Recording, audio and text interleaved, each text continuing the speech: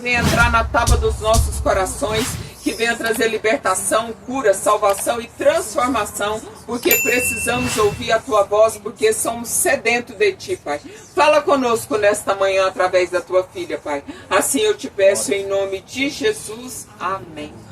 Bom dia, cumprimentos irmãos com a paz, Senhor. Amém. Hoje a palavra está em Ezequiel, capítulo 3. Glória a Deus, aleluia. Vocês podem ir achando e ficando de pé, por gentileza, em reverência à palavra. Enquanto isso, o Senhor mandou a gente louvar um pouquinho. Desde que eu pisei hoje na igreja, o Senhor está trazendo uma música antiga no meu coração, mas porque eu creio que seja aquilo que Ele quer fazer no nosso meio. Ezequiel 3. A partir do 16.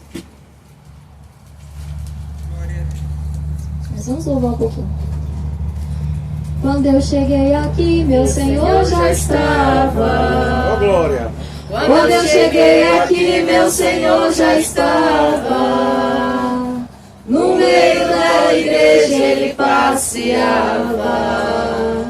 Quando eu cheguei aqui, meu Senhor já estava. Vocês estão entendendo que Deus está comunicando? Que não interessa o que o homem ou o que o inferno quer fazer. Porque quando a gente chegou aqui, Deus já estava. É isso que importa. Deus já estava. Aquele que é o dono do amanhã já estava aqui. Glória a Deus. Ao único que é digno de receber a honra e a glória, a força e o poder. Aleluia. Ao Deus eterno e imortal, invisível, mas real, a Ele ministramos o louvor. Coroamos a Ti, ó Rei Jesus. Coroamos a Ti, ó Rei Jesus. Adoramos o Teu nome, nos rendemos aos Teus pés, consagramos todo o nosso ser a Ti. Glória a Jesus. Fala, Deus, fala, Deus, toca-me com brasas do altar. Fala, Deus, fala, Deus, se alegra atendo ao Teu mandar. Glória a Deus. Glória a Jesus, Senhor. Alguém que está com a Bíblia pode ler para mim a partir do 16? E sucedeu que, ao fim de 7 dias, veio a palavra do Senhor a mim, dizendo: Filho do homem, eu te dei por atalaia sobre a casa de Israel, e tu da minha boca ouvirás a palavra, avisa-la-os as da minha parte. quando eu disser ao ímpio, certamente morrerás, não avisando tu, E tu, não falando para avisar o ímpio acerca do seu caminho ímpio para salvar sua vida. Aquele ímpio morrerá na sua maldade, mas o seu sangue da tua mão o requererei. mas se avisares ao ímpio e ele não se converter da sua impiedade e do seu mau caminho, ele morrerá na sua iniquidade, mas tu livrates a tua alma. Amém. Outra pessoa, por favor. Semelhantemente, quando o justo se desviar da sua justiça e fizer maldade, e eu puser diante dele um tropeço, ele morrerá, porque não o avisando tu no seu pecado morrerá. E sua justiça que praticará não virão em memória, mas o seu sangue da tua mão o requererei. Mas avisando tu ao justo, para que não peque, e ele não pecar, certamente viverá, porque foi avisado e tu livraste a tua alma. E a mão do Senhor estava sobre mim ali, e ele me disse: levanta-te, vai até o vale, e ali falarei contigo. Levantei-me e saí ao vale, e eis que a glória do Senhor estava ali, como a glória que vi junto ao rio Quebar, e caí sobre o meu rosto. Então entrou em mim o Espírito e me pôs em pé, e falou comigo, e me disse: vai e encerra-te dentro da tua casa. Porque o Filho do Homem, eis que porão cordas sobre ti, e te ligarão com elas. Não sairás, pois ao meio deles. E eu farei que a tua língua se pegue ao teu paladar, e ficarás mudo, e não lhe servirás de varão, e repreenda, porque casa rebelde são eles. Mas quando eu falar contigo, abrirei a tua boca e lhes dirás, assim diz o Senhor, quem ouvir, ouça, e quem deixar de ouvir, deixe, porque casa rebelde são eles. Amém. Glória a Deus. Podem se assentar, por favor. Aleluia, Jesus. Deus está nos preparando, porque um dia nós teremos a nossa igreja, teremos um telão e todos nós vamos ler juntos. Glória a Deus. Glória a Deus. Bom, vamos entrar dentro da palavra agora. Essa foi a palavra que o Senhor ministrou ao meu coração. E falar de Ezequiel para mim é sempre lembrar do meu próprio chamado. Porque quando Deus me chamou, Ele me chamou usando Ezequiel. Quem foi Ezequiel? Ezequiel foi um profeta. Mas vamos começar a falar da vida dele antes do exílio.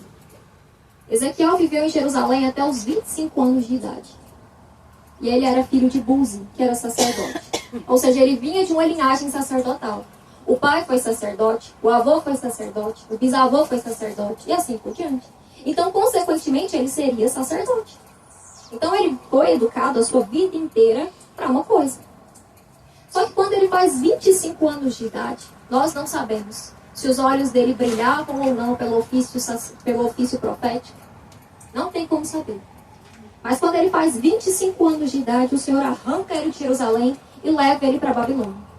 Quando Deus arranca ele, eu imagino que Ezequiel certamente se sentiu perdido. Porque pensa, você passa 25 anos da sua vida se programando, se projetando e se alinhando para algo. E do nada, esse sonho se frustra. Porque ele estava na Babilônia. Ele foi levado para o exílio. Na Babilônia não tem templo. Na Babilônia não tem como ele servir a Deus. Será que nós estamos preparados para lidar com a frustração dos nossos planos? Porque a palavra de Deus vai dizer assim, que Ele tem capacidade para fazer infinitamente além do que pedimos ou imaginamos. E que Ele tem capacidade para fazer abundantemente mais. Mas se você quer viver além, e se você quer viver mais, sabe o que o Senhor vai fazer com os meus e com os seus planos? O Senhor vai rasgar. Imagina que esses aqui são seus planos e as suas expectativas. Deus vai rasgar todos os nossos planos. Deus vai frustrar todos os nossos planos e todas as nossas expectativas, para que a gente entenda que quem tem o governo da nossa vida é Ele. Ele vai para Babilônia e ele passa 5 anos lá. E Deus não vai falar uma palavra. 5 anos de silêncio. Mas no 30º aniversário, que é uma idade emblemática, não é qualquer idade. Certamente Ezequiel estava mal, porque com 30 anos ele passaria a servir no templo. O serviço dentro do templo começava aos 30 anos. Então não é qualquer idade. É uma idade importante. Seria a idade do início do chamado sacerdotal. Só que o Senhor muda a curva da vida de Ezequiel e diz, não, é para cá.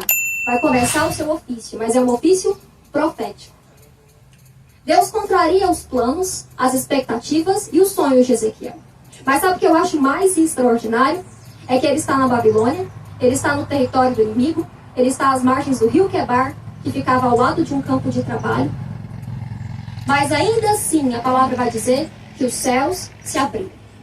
Então não é sobre onde nós estamos, e muito menos onde nós gostaríamos de estar. mas é sobre o mover da glória de Deus. Aleluia. Então, talvez você seja uma pessoa que diga: como eu queria ter mais tempo para buscar o Senhor.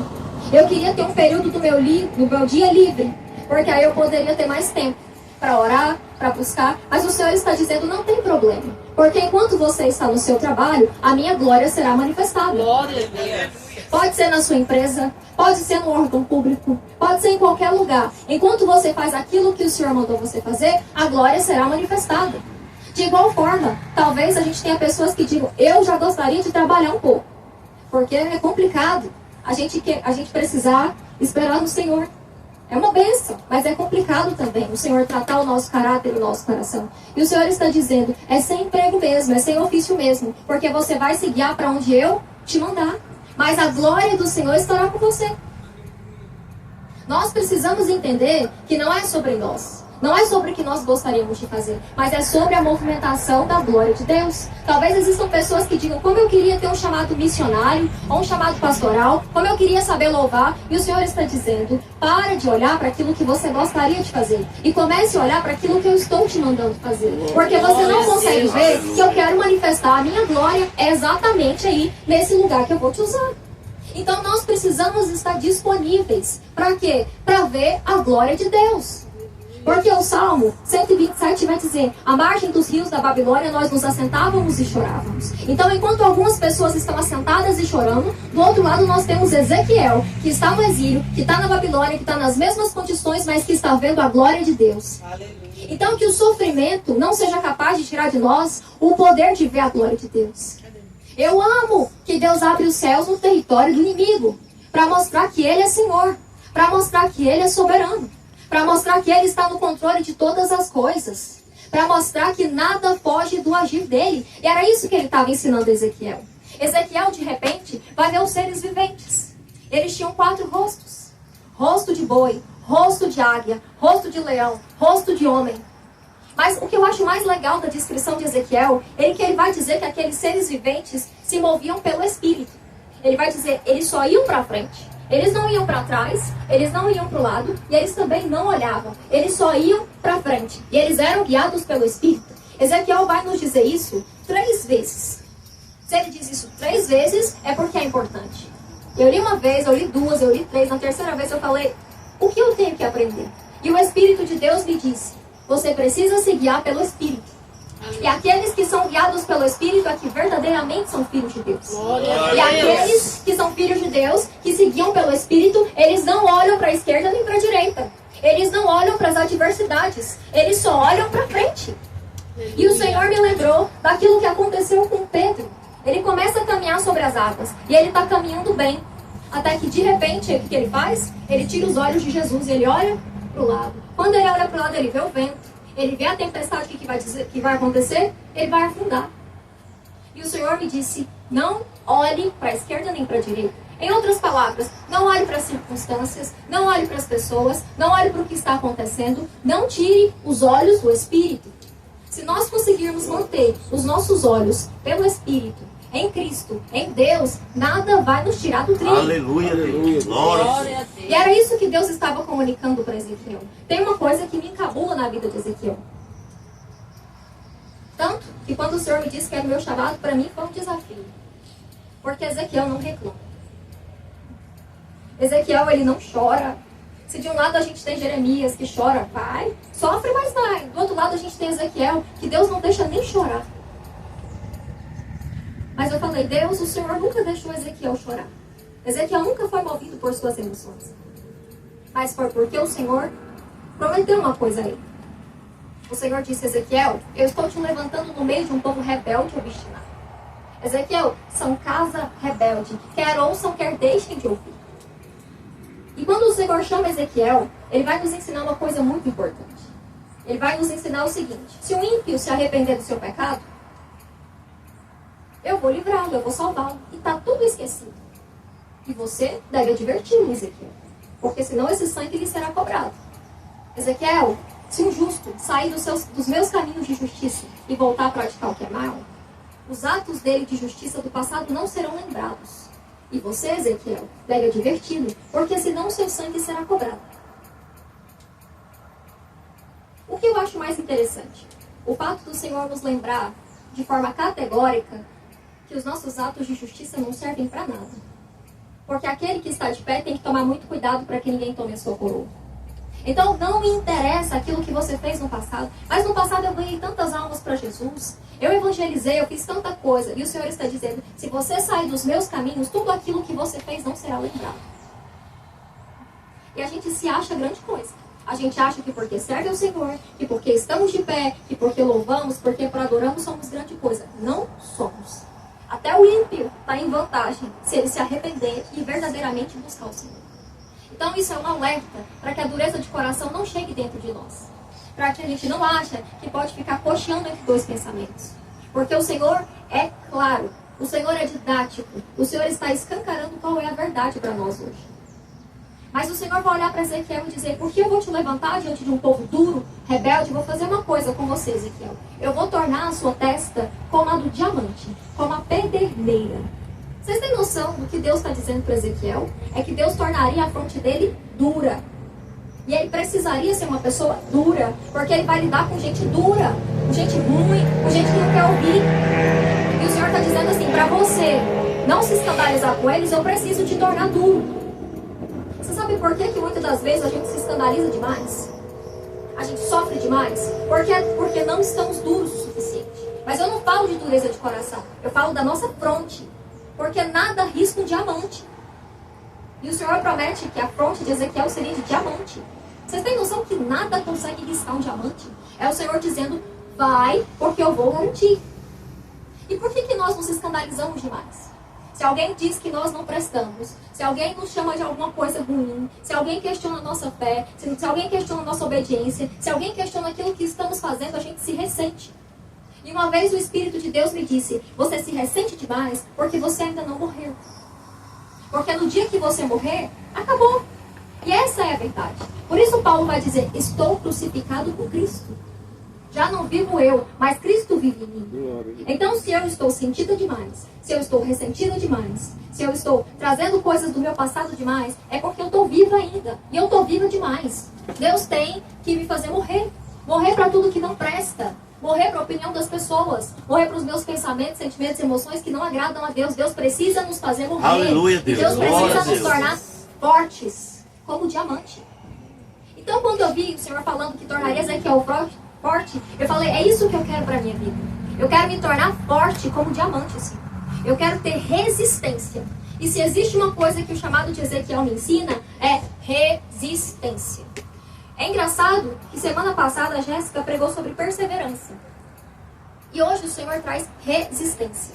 Não é à toa. É o Senhor nos chamando a caminhar num novo ciclo de perseverança, de resistência. Porque nós precisamos permanecer firmes. Firmes. Porque o reino de Deus, ele é conquistado pelo esforço. Então talvez você pense, eu não preciso ser uma pessoa resistente. Você quer ir para os céus? Você quer conhecer o Senhor? Você quer conhecer aquele que é o autor e consumador da fé? Então você precisa ser resistente. O reino de Deus não é para aquele que prega mais bonito. O reino de Deus não é para aquele que louva melhor. O reino de Deus não é para o irmão que revela até o CPF. O reino de Deus é para aquele que aguenta pancada. O que Paulo vai dizer? Combati o bom combate, completei a carreira, guardei a fé. Soldados, nós somos chamados para combater um bom combate. Nós somos chamados para resistir. Nós somos chamados para perseverar. Esse é o chamado de Deus para as nossas vidas. E se tem alguém que me ensina muito sobre isso, é Ezequiel. E o Senhor vai começar a tratar Ezequiel. E eu sempre falei, Deus, mas eu tenho a sensação de que Ezequiel talvez seja uma pessoa mais forte que eu. E o Senhor fala, deixa de ser boba. É o mesmo Espírito. Ele não começou sendo tão resistente como você o vê. Mas ele foi gradualmente evoluindo para isso. E de repente o Espírito de Deus me mostrou uma coisa muito importante. A forma como Deus tratou Ezequiel. Ezequiel é levado a fazer umas encenações proféticas, anunciando aquilo que Deus traria no meio do povo. E quando Ezequiel faz isso, eu sempre achava que era sobre o povo, que era sobre aquilo que Deus queria fazer no meio do povo. Até que o Senhor me mostrou uma coisa muito importante. Não é só sobre o povo, é sobre Ezequiel. A primeira coisa que Deus vai trazer em Ezequiel para torná-lo resistente, sabe o que Deus vai fazer? Deus vai tratar do sono dele. Deus vai colocar sobre ele a iniquidade do povo. E Deus vai dizer assim, É um dia para cada ano de iniquidade, primeiro de Israel, depois de Judá. Então ele passa 390 dias dormindo só do lado esquerdo. Mas não era só dormir do lado esquerdo. Porque Deus vai dizer que ele estaria carregando a iniquidade do povo. E Deus vai dizer que não deixaria ele se mover. Ou seja, nem se ele quisesse mudar de posição, ele conseguiria. Ele estava amarrado, carregando a iniquidade do povo. E você acha que uma pessoa que está carregando a iniquidade do povo, dormindo numa posição desconfortável, consegue dormir? Não. A primeira coisa que Deus trata em Ezequiel para torná-lo resistente é mexer no sono. Ele mexe no sono de Ezequiel. 390 dias do lado, 40 dias do outro, simbolizando o quê? Os anos de iniquidade de Israel e de Judá. Deus já começou a tratar do seu sono? Não, pois se prepare. Vai começar a chegar os dias em que Deus vai te acordar nas madrugadas. Vai começar a chegar o dia em que você vai dormir menos. Por quê? Porque você vai precisar buscar mais a Deus. E por quê? Porque Deus precisa te tornar resistente. Depois eu olhei a segunda coisa que Deus vai fazer com Ezequiel. Deus mexe na alimentação. Essa parte eu particularmente acho muito pesada. Porque durante todos esses dias em que ele dormiria, 390, depois 40 anos, ou 40 dias, o que vai acontecer? Deus olha e diz: Ezequiel, você só vai ter direito a uma refeição por dia. E essa refeição é um pão de 250 gramas. E você só pode tomar meio litro de água por dia. Então ele passa, se a gente soma, mais de um ano comendo um pedacinho de pão e meio litro de água. Ele passa mais de um ano se alimentando dessa forma. E o pior, esse pão, Deus queria inicialmente que fosse assado em cima de excrementos humanos. Mas aí Ezequiel intervém e fala: Senhor, eu nunca coloquei nada impuro na minha vida. Tem de misericórdia. E Deus fala: tá bom, pode assar em cima de excrementos de animais. Mas ainda assim, é excrementos. Depois que Deus começa a mexer na alimentação de Ezequiel, Deus vai mexer aonde? Na vaidade. Ezequiel, raspa o seu cabelo, raspa a sua barba. 1/3 você vai queimar. 1/3 você vai cortar com a espada. E 1/3 você vai jogar ao vento, simbolizando aquilo que Deus faria com o povo. Alguns seriam queimados, outros seriam mortos à espada e outros teriam que fugir. Mas o que Deus faz? Deus faz um homem, ainda mais um homem naquele período, naquela época, arrancar o seu cabelo e arrancar a sua barba. Deus faz ele se despir da sua vaidade. Então, conforme as visões e as revelações de Deus vão evoluindo para Ezequiel, nós vemos de forma muito clara que o Senhor está tratando dele também. E que o Senhor está dando resistência. Mas sabe qual é o nosso grande problema? Nós não conseguimos ver aquilo que Deus quer fazer com um sentido positivo. Nós não conseguimos olhar e ver: Deus está me tornando resistente. Se eu não estou dormindo é porque Deus está me tornando resistente. Se eu não estou comendo como antes é porque Deus está me tornando resistente. Se Deus está mexendo em tudo isso é porque algo Ele quer gerar dentro de mim. Não. A gente se desestressa, a gente surta e a gente não entende. Mas quando eu olho para a palavra, por isso que eu digo, nós temos que buscar na palavra. A palavra nos dá a resposta. Resistência. E o grande golpe que Deus vai trazer sobre a vida de Ezequiel é a perda. Deus diz: o templo será destruído. E o templo simbolizava o brilho dos olhos de Deus. E de repente o Senhor olha para Ezequiel e vai dizer o seguinte: eu vou arrancar com um só golpe a sua esposa. Eu vou levar ela, Ezequiel. Mas o pior não é isso. O pior é que Deus olha e diz: você não vai poder dizer uma palavra. Você não vai chorar. Isso eu sempre achei muito pesado. Eu sempre falei: Deus, que nível de resistência o Senhor exigiu de Ezequiel? E foi exatamente o que aconteceu. No dia seguinte ao que a esposa dele morre, a palavra vai dizer assim: que ele atou o turbante, calçou os sapatos e foi profetizando, como se nada tivesse acontecido. Só que o fato dele não ter chorado, dele não ter derramado uma lágrima, dele ter obedecido, não quer dizer que não doeu. Mas quer dizer que ele foi fiel acima de tudo ao Senhor e não às suas próprias emoções.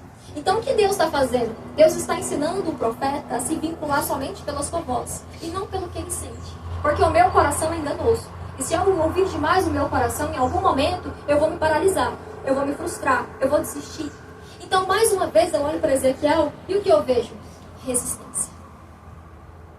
Resistência. Resistência para quê?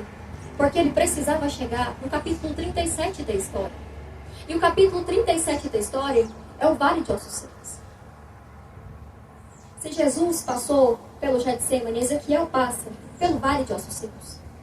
E é no vale de ossos secos onde ele vai ver só morte, só opressão, só destruição, tudo que não presta. É nesse cenário que o Senhor vai convidar ele a profetizar. E muitas pessoas olham para Ezequiel e dizem, ele ficou com medo. Porque quando Deus diz, Ezequiel, filho do homem, podem esses ossos tornar a viver? Ele diz, ó soberano Senhor, só tu o sabes. Alguns dizem, Ezequiel não teve coragem. Ezequiel jogou para a conta de Deus. Eu olho e digo, é claro que ele jogou para a conta de Deus.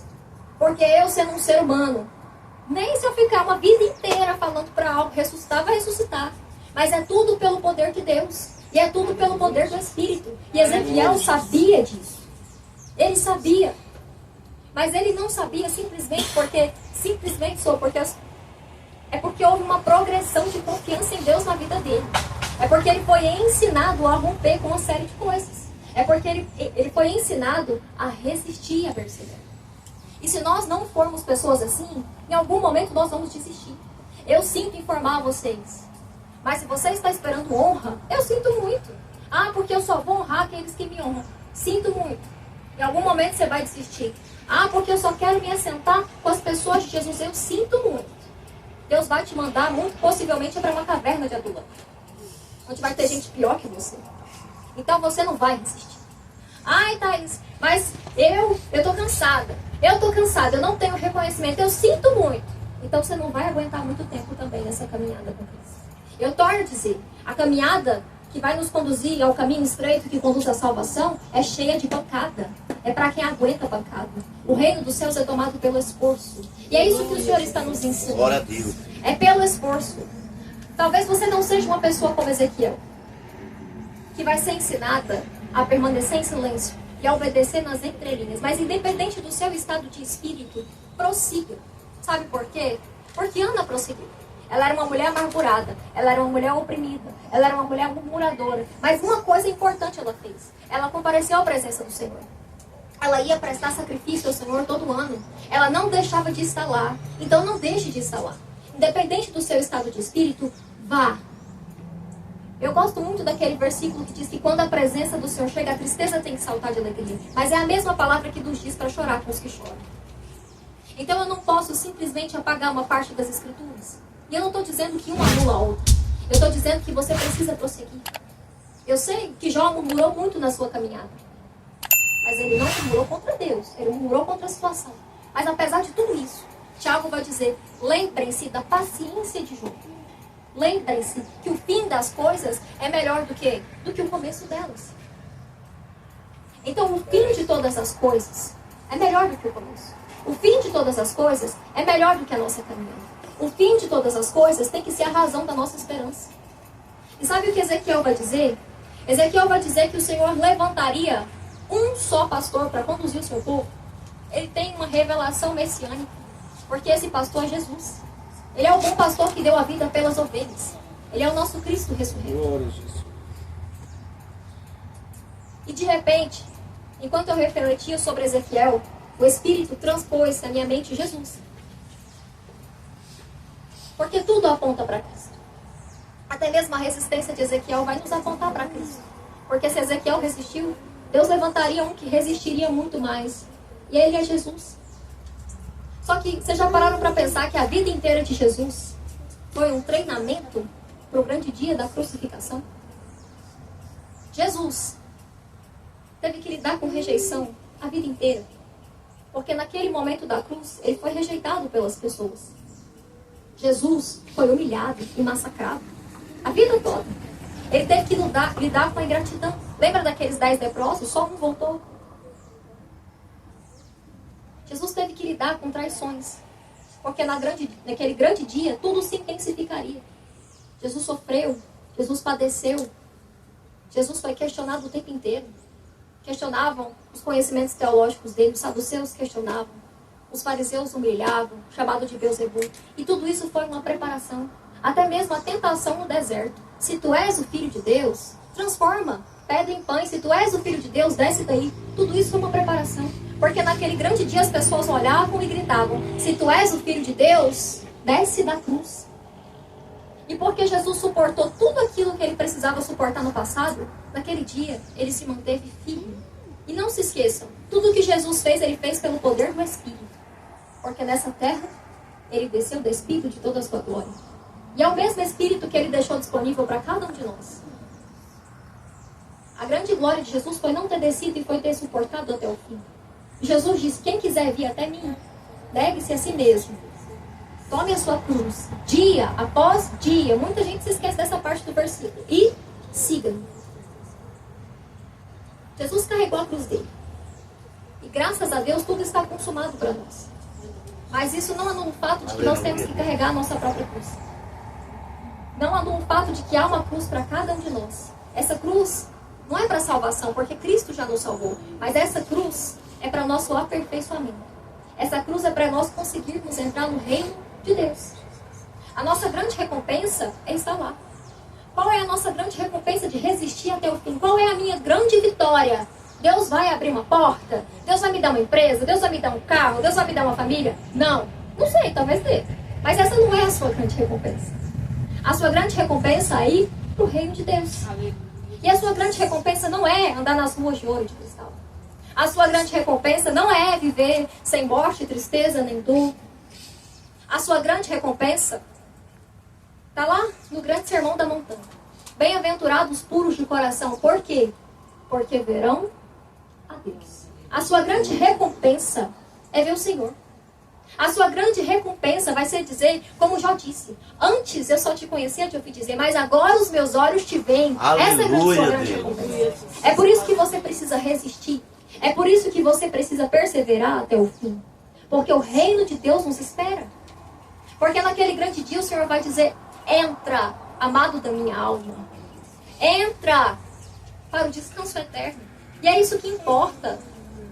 Nada mais importa. As aflições, as humilhações, o sofrimento, tudo isso vai passar.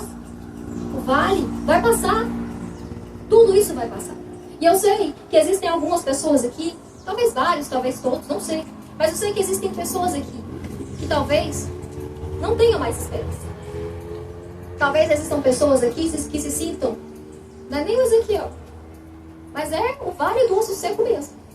Sem vida, sem esperança.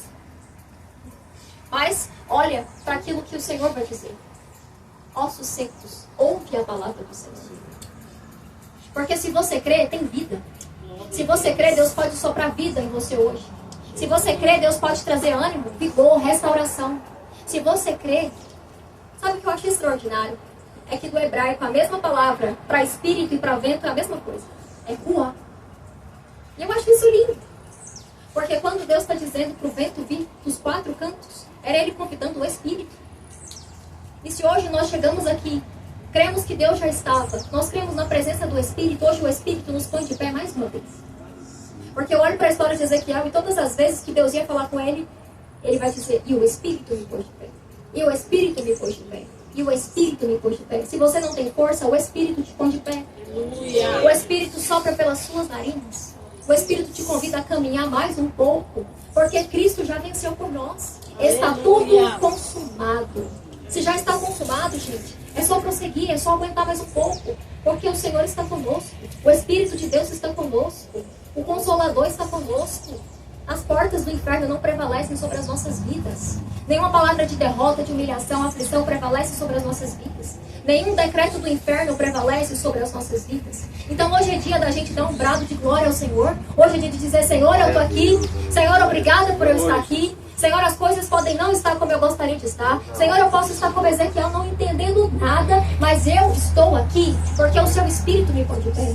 Tem uma parte do livro de Ezequiel que o Senhor coloca ele de pé, puxa ele pelos cabelos. E eu falei, Senhor, puxa pelos meus cabelos se for necessário, mas me coloca de pé. Porque é isso que importa. Deus não fala com quem está prostrado, gente. Deus não fala com quem está caído.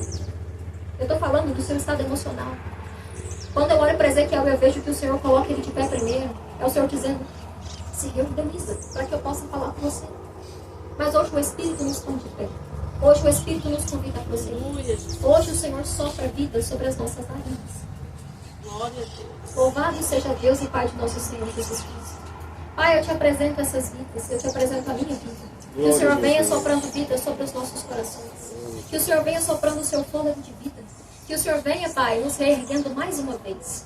Que o Senhor faça conforme a sua vontade, mas nos reergue, Deus, mais uma vez. Pai, nós estamos como nesse vale de ossos secos. Ossos bagunçados, ossos misturados. Mas o Senhor pode nos reerguer. O Senhor vai fazer esses ossos se organizarem. O Senhor vai trazer músculos. O Senhor vai trazer tendões. E o Senhor vai trazer pele. E o Senhor vai levantar mais uma vez o seu exército. Porque eis aqui o seu exército. Nós não somos os melhores soldados, mas nós somos aqueles que foram escolhidos pelo Senhor. E se o Senhor nos escolheu, Pai, eu creio, porque a sua boa obra vai se completar em cada vida. Pai, eis-nos aqui. Nos levanta mais uma vez. Aviva a sua obra. Aviva a sua igreja, Pai. Porque é o Senhor quem diz: se o meu povo, que se chama pelo meu nome, se arrepender dos seus pecados, se humilhar, buscar a minha face, eu sararei as feridas dessa terra. Pai, sara as nossas feridas. Sara as feridas da nossa alma. Sara as feridas do nosso ser. Sara as feridas da nossa família. Sara as feridas, Senhor Jesus, dessa igreja. Sara as feridas, Senhor Jesus, dessas cidades, desse estado, desse país. Pai, nos levanta mais uma vez, Pai. Nos ajuda, Senhor Jesus, a combater o bom combate, completar a carreira, Senhor Jesus, e guardar nossa fé. Nos ajuda, Senhor Jesus, a sermos fiéis até o último instante das nossas vidas, Senhor Jesus. Nos ajuda a resistir, Senhor. Nos ajuda a perseverar, Senhor Jesus. Nos livra, Senhor Jesus, das nossas próprias mãos. Nos livra, Senhor, das mãos de Satanás. Nos livra, Senhor Jesus, de tudo que não provém de Ti, Senhor Jesus. Coloca, Senhor, sobre as nossas vidas uma armadura diferente. Já que o Senhor vai nos levantar e soprar a vida, Senhor, coloca também a armadura, Deus. Coloca o capacete da salvação, a couraça da justiça, a sandália do evangelho, o broquel da fé, o cinto da verdade, a espada do Espírito. Porque nós somos os seus soldados, Pai. Nós somos os seus exércitos, Pai. E Tu és o nosso general, Deus. E nós seguimos os seus passos. Nós somos guiados pelo Espírito, Senhor. Senhor, obrigada, Deus. Obrigada, Senhor, por se fazer presente. Obrigada, Deus, porque eu posso sentir a Sua presença. Obrigada, Deus, porque até aqui o Senhor nos ajudou. Obrigada, Senhor Jesus, porque nós não merecíamos.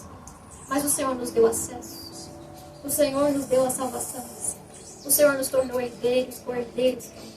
O Senhor, Pai, nos vestiu com vestes novas. Colocou sandálias sobre os nossos pés e nos deu um anel. Obrigada, Senhor Jesus, por nunca desistir de nós. Amém. Glória a Deus.